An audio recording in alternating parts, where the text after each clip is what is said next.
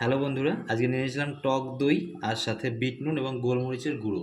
তো টক দইয়ের সাথে বিট নুন এবং গোলমরিচের গুঁড়ো দিলে এর উপকারটা আরও বহুগুণে বৃদ্ধি পায়। তো টক দই খাওয়া ভীষণ উপকারী, এটা হজমে দারুণ দারুণ সহায়ক।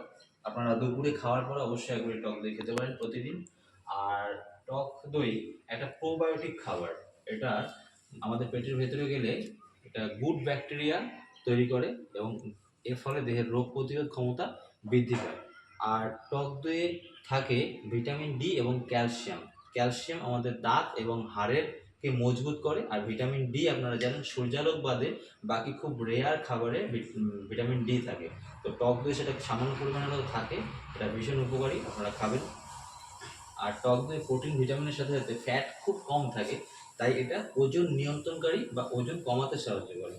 তো টক দই এতগুলো যখন উপকার হয় তাহলে কেন আমরা খাবো না?